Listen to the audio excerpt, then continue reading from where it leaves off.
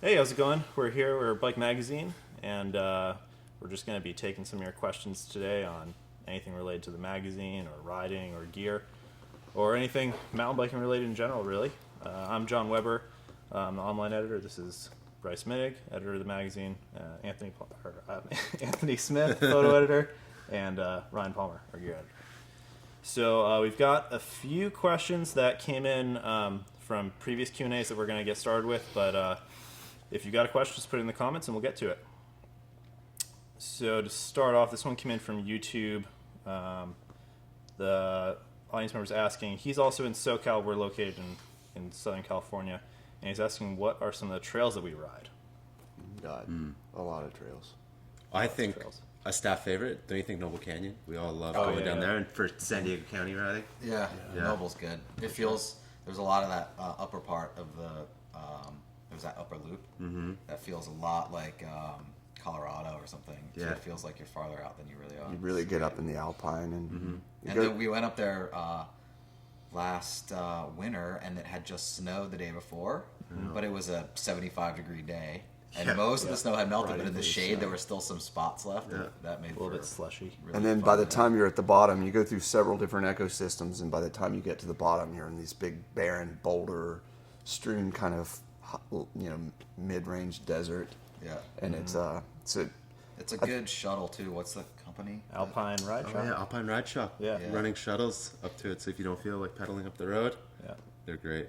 Yeah. You've done the pedal, though. It's not... You guys said it We was did, not we that did it bad. the other day. Yeah, we went testing and out of the office, and we rode up and it wasn't bad. It was fun. It was super hot, but it's just a grunt up this fire road, and Yeah. it took us about probably 45 minutes to get up to the top, steady going, and it actually works out a little faster than the shuttle, I think, because if you're shuttling yourself anyways, then you got to do the drive back. But yeah, Noble Canyon would be, in San Diego County, I would say it'd be my top pick.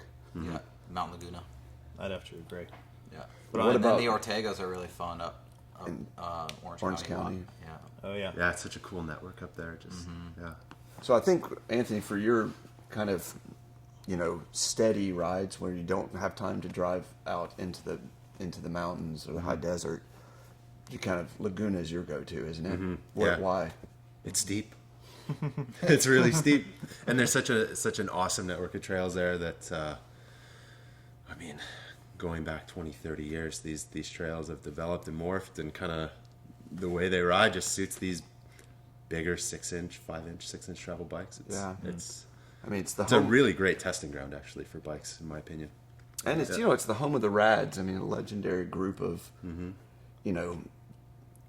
just rippers who just send it all the time and ride big, hard, long rides, and Every week, Every week. Wednesday. Yeah, it's pretty cool network. Yeah, really unique, I think. Yeah. Home of the Rads and a couple of pro mountain bikers, right? We've got Brian Lopes, Hans Ray. Yeah, so there's definitely Richie some Schley. Richie Schley, yeah. Yeah. It's all their backyard trails. Definitely They all something live. said, yeah. They all live in Laguna Beach, and it's just they can ride every day in Southern And California. there's a lot of people who come here, like Annika Burton comes here to ride in the winters, and a lot of riders use that area to train in the wintertime. Absolutely. Endless summer. Yeah, and one of the things, people sometimes complain about Southern California riding, but one of the beauties of it is you can do it year round. And if you're willing to go, to drive a little bit, it's Southern California. There's traffic, but if you're willing to drive inland and get into the mountains, like we said, there's the Noble Canyon Trail in San Diego and in Orange County, the Ortegas. There's the Riding at Big Bear San is Juan really fun. Trail. Yeah. Oh yeah, San Juan Trail, a trail that butts up against San Juan Trail. Chiquita is one of, I think, our all-time favorites down here. When our office was in San Clemente, we used to ride. That would be our kind of go-to, all day. Yeah. We're going to go out for an all-day ride, and that's Friday, what skip work, go ride Chiquita. wish we could do it more than we actually do. All right, What should we else? move on? Yeah. Brian Campbell asked if any of us have ever ridden in the Northeast. Oh yeah. Some of us. All of Oh, us. yeah. Certainly. All of us. Well, you're from Yeah. the Northeast. I grew up. That's where I learned how to mountain bike. Yeah, Palmer, you and I both grew up on the Northeast. And we were there for Bible last year. Yep. In The Kingdom Kingdom Trails. Trails in Vermont. Yep. So yeah, we've all ridden Northeast trails. Yeah. I spent a bunch of time up there with Ryan Cleek, one of our contributors. Oh, yeah, that's right. In your bike working on our park tour. East Coast Bike Park story that we had in what issue was that Is this that year? June? It was the June issue. The June issue, yeah. So And so all that you guys were doing some lift access riding. Mm-hmm. What were some of the places you guys rode? Highland Mountain Bike Park. God, I'm totally drawing a blank. We're at Thunder Mountain. Thunder Mountain, and that was a new bike park, and that Yeah, was new really, Upper really, Shoes. really exciting terrain And there. then, did you guys do? You went Mount to S- Plattekill, didn't you, as We well? went to Plattekill, Mount Yeah. Snow. Plattekill is the first, isn't it the first lift-operated mountain bike park in the country? I think it was. Yeah. Right, yeah. Yeah, and then finished off at Mountain Creek in New Jersey. Yeah, Those are all awesome mountains. Yeah. So sick riding. incredible terrain. It's awesome up there. I So love it. varied. Like Plattekill is just like this gnarly, shaly mountain. It's Scary, just- the yeah, scariest terrifying. trails ever. Yeah. One of my most vivid moments of riding is on that mountain.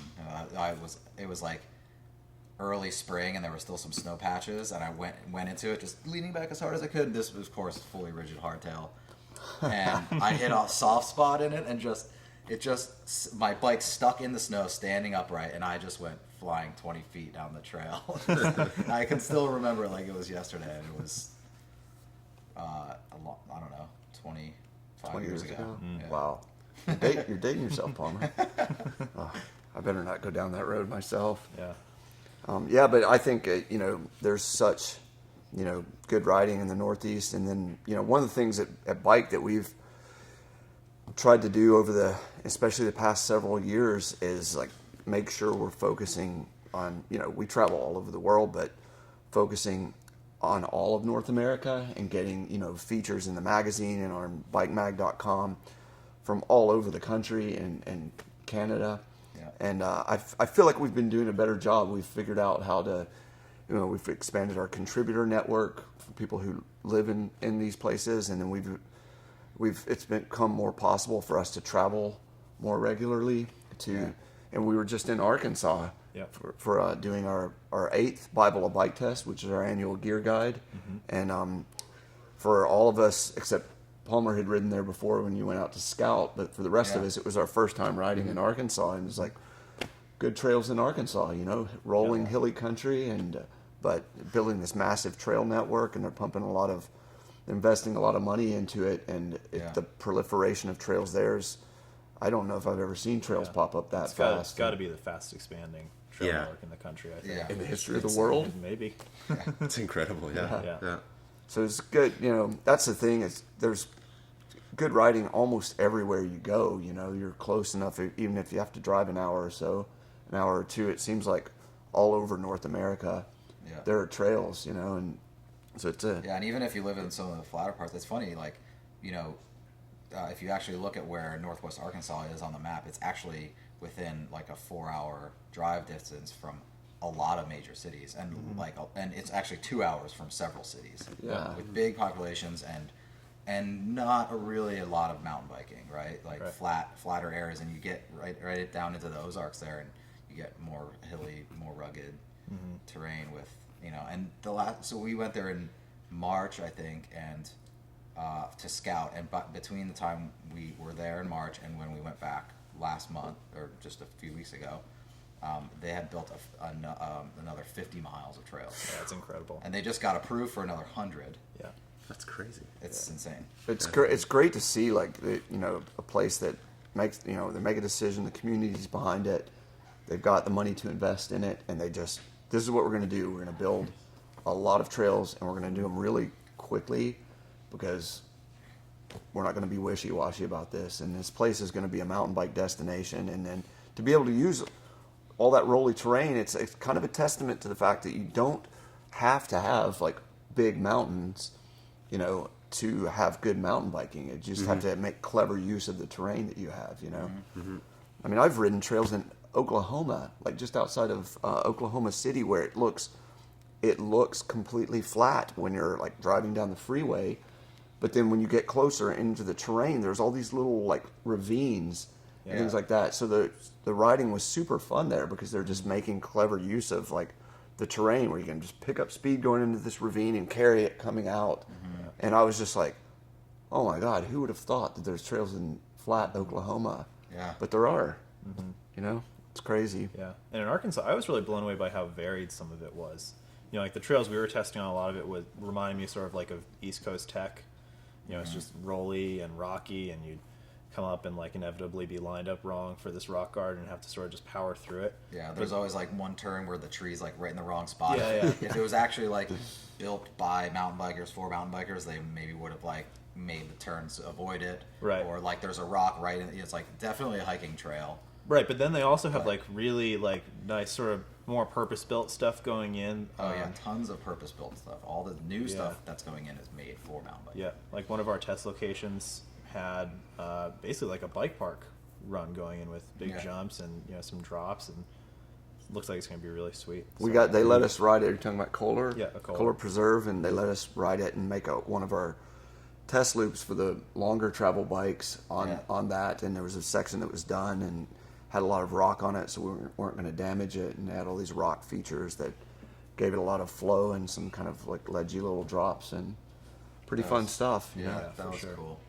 And yeah, that'll open up pretty soon. I think right now they're pitting it because Northwest Arkansas is hosting the IMBA Summit, so they're getting ready to present that area to everybody who's going to come for the event, and so hopefully it'll be open in the next month or so. Yeah. So I think the message is like there's no excuse not to find a trail, even if you have to drive a little bit. Go find some trails and ride your bike. Yeah, for What sure. other questions do we have? We've been jabbing on a while. Let's see. Well, this is kind of still on the Bible subject. We got asked if we were reviewing the YT Capra in this year's Bible. No. We have No the Capra, but Jeff C. We Yeah. got the Jeff C. So their newest release. We have reviewed the Capra. John and I actually did a Yeah, dual that's test right. review on Print, it. yeah. Yeah. What did you guys? What was your takeaway from that bike? I loved it. Yeah. I thought it was an That's awesome fun. bike. Yeah. What did you like about it? Just super capable, great angles, really low standover. I mean, you kind of felt unstoppable on it. It was really, really fun. I took it out and spent some time up at Mammoth on it as well, and even on those chunky trails where they had like DH Nationals and stuff. I mean, you feel confident, you don't feel like, oh, I wish I had a big bike, Yeah. And we were on like a higher end pro build or something. I think we're on the pro build, yeah, with but the like, Boss suspension. Man, like some of the lower price points on that bike are just insane for what you get for your money. Absolutely, yeah. That's Great value. Yeah, value on I mean, those. it's kind of the same story with the Jeff C. Oh, question for Bryce specifically. Bryce, you already shot an amazing project in Peru and Georgia. Are you planning to create more projects like it? Oh, yeah, absolutely. So that's kind of referencing that the Trail to Kazbegi feature and some of the other bigger adventures you've been on. Yeah, we try to, at Bike, we try to cover all different aspects of mountain biking and the different disciplines. And, for a lot of mountain bikers, and I'm one of those guys that using a bike for big adventures and travel and just getting way into remote mountains is something that I've always loved, and it's kind of a passion of mine. And so, we're able to, through Bike and through our website, we're able to, have a couple of these big adventure features every year. And, I personally like to do them myself. And if we can turn them into short films, like the Trail to Kazbegi, and kind of show just the beauty of bike packing or using the bike as a tool for adventure and just exploring kind of remote mountain regions. It's just such a fun thing to do. And, it's accessible.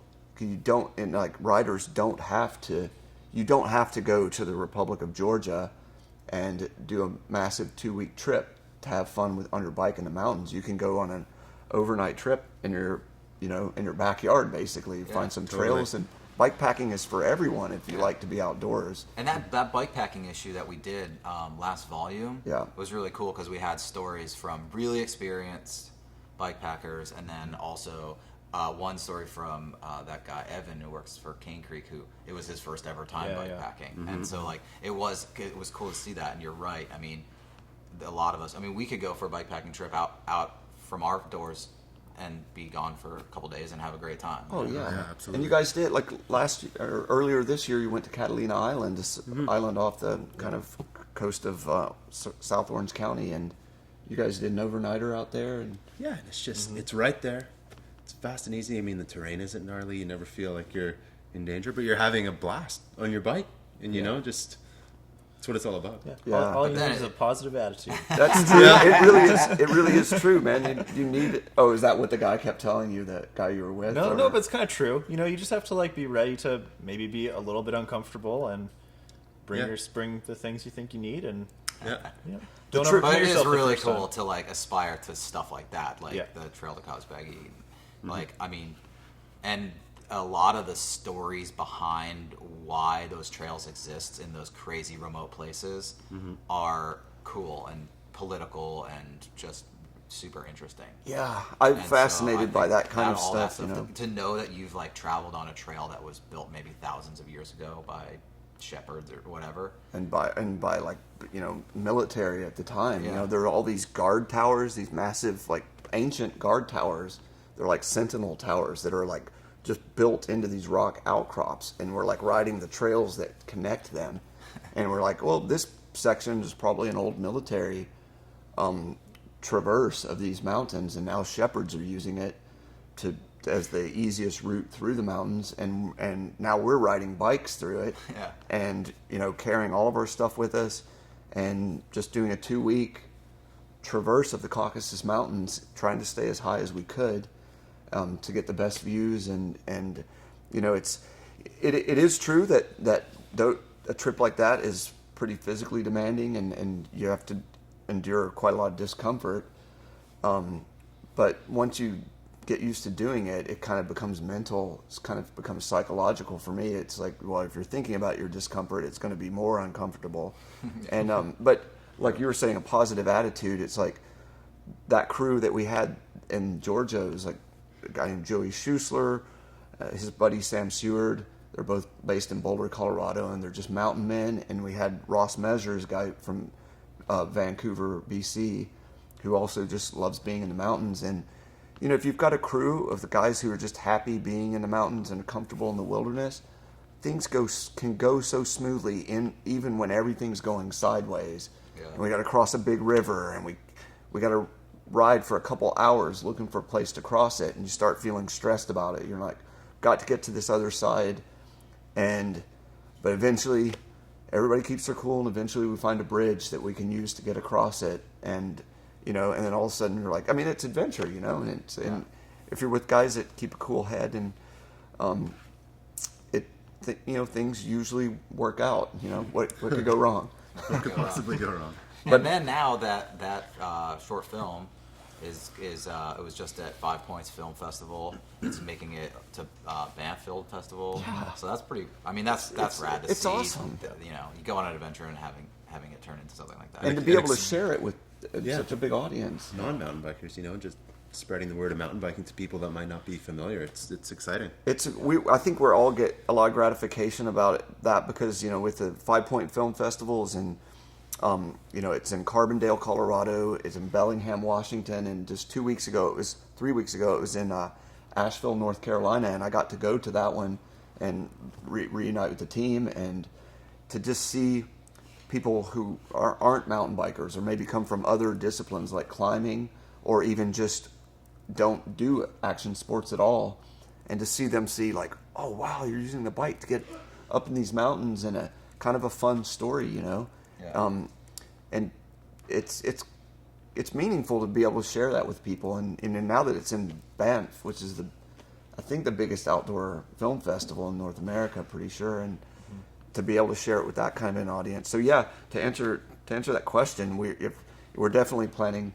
I've got 2 projects that we're trying to pull together in the next year and a half, and I usually can only get away with one big one a year because I'm not allowed out of the office for longer than that. And hopefully it'll be stuff that a big section of our audience will enjoy and maybe make them want to get out and do some bike packing on their own. Yeah. Definitely made me want to do some bike packing. We all want to do bike packing. We all want to do bike packing. So this question's from Ross. Any thoughts about this year's Red Bull Rampage? He loved it, except for seeing Aggie go down. He hope he's healing well, and he said that he misses the wooden features already, but that he likes how that forced the riders to make the most of the existing terrain, and that he liked the new judging protocol. So what did you guys think about this year's Rampage? I mean, I kind of disagree with the wooden features. I think seeing the natural terrain is really exciting and kind of brings it back to that really raw style of mountain biking, where, I mean, almost like skiing or snowboarding, you see that landscape and you can just kind of craft your own vision for how to approach the terrain. I think it's really, really cool. I agree 100%. It's a whole, and some of the riders that were in this year's competition are kind of old school big mountain riders, and they want to just ride the mountain in its natural state. And guys like James Dorfling, who he got 14th overall, but he wasn't there to like win Rampage or to pull the biggest trick. He was there to ride the gnarliest line in as natural of a state as possible, and he pulled it off, and he was just so happy just to be able to do that. And that's an expression of who he is as a rider, who he is as a person. I mean, the dude lives in Williams Lake and is quiet, unassuming, humble, but for a human being to ride a bicycle down that cliff is just so inspiring, And I mean, brings up the injury part of it. I think it's no matter what the organizers do or what the riders do, I think it's inevitable. That's pushing the limits of what's possible. I mean, and in situations like that, when you're pushing the limits of what's possible, there are bound to be injuries. And I mean, I guess for us, it's hard to see because in the broad scheme of things, mountain biking isn't as gnarly or dangerous as some people in the mainstream think it is. Like, it's big mountain skiing. It's avalanche danger. It makes it far more dangerous. Not a lot of people get badly injured or killed mountain biking every year. This year's been particularly sad. But I mean, in general, we don't see a lot of that. So it is very surprising and shocking for us to see it, I think. But again, going back to that, look at what these guys are riding, the narrowest, steepest, gnarliest lines. And it's a controversial subject, and I know there's a lot of valid viewpoints on what Rampage is and this type of riding and what it means for the sport. But I mean, we know most of these guys, and they do it because they love it. And nobody has a gun to their head. If the competition wasn't there, they'd still be riding those hills. Exactly. And their sponsors aren't forcing them to ride Rampage. Like most of the bike companies, if a rider maybe is getting a little bit older and doesn't want to do Rampage anymore, doesn't want to risk the injury, sponsors aren't saying, you have to go do Rampage. And so I think can be a bit of a misconception about that. The guys who are in Rampage are there because they want to do it. And a lot of them are buddies, and they hang out together. A lot of the guys are part of the Fest series, and they travel around the world doing their own massive jumps and jump contests where they judge that, they're self-judged, and they do it because they love it. And so I think it's an oversimplification to say that because there is this risk of injury, that it's something that these guys shouldn't be doing. And it's at the same time, I think it's in its purest kind of most artistic sense, there is something that's very inspiring about it for me. Just the fact that these people want to do it, and they have the skill level, and the bike technology is making it even more possible. That together with the progressive skill level is making it possible to do things that who would have even thought 10 years ago. When Rampage started, if you look at the progression from then to now, it's ridiculous. It's unbelievable. And I mean, some of the stuff, when you go and stand on top of that stuff, you want to be harnessed up and roped in. We get scared just walking around it. It's more, in a lot of ways, it's more dangerous to walk around without, because if you fall down that stuff, it's like the only way to get down it is to either rappel or ride, apparently. Yeah. And like with James Dorfling's line, not to harp on one person, but I mean, it's like big mountain skiing. Like his line is, he's not using his brakes, he's carving. Yeah. He's using his bike to carve like you would with skis or snowboard. Yeah. It's like the Jeremy Jones of mountain biking, you know. And that, for me, going back to like the wooden features and stuff, all of it I thought was cool to see. You know, going back to the Oakley Sender and how that allowed people to do flips and 360s and more slope style stuff. And it's all interesting, but I think there's something to be said for the natural big mountain line. It's just like using that, treating it like it's big mountain skiing basically on a bicycle. I think it's insane, and I love it. It showcases a segment of the sport that you can't really showcase any other way. We can see the tricks and the jumps and everything like that other places, but to see that natural raw terrain is for me really exciting. Yeah, exactly. And one other thing about Rampage, I personally, huge props to Brandon Semnuk for winning, because in my view, he truly is one of the world's greatest mountain bikers on all levels. He's so versatile, and he's so stylish and smooth that he makes the hardest tricks look easy. And I feel like he's been underscored consistently because of that. And so he deserved to win it, and his run was insane, astounding. Yeah. Yeah. Did you guys feel like the judging was improved in general this year?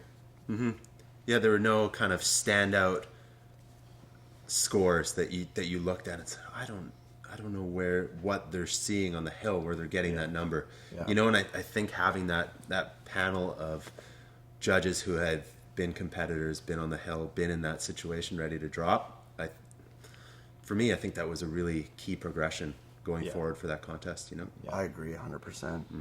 Totally. Well, that just about does it for us today. If you guys have any other questions we didn't get to, and there are a few we didn't get to, just put them in the comments, and we'll get to them next time. Thanks so much for joining us. Yeah, thanks for joining. Thanks.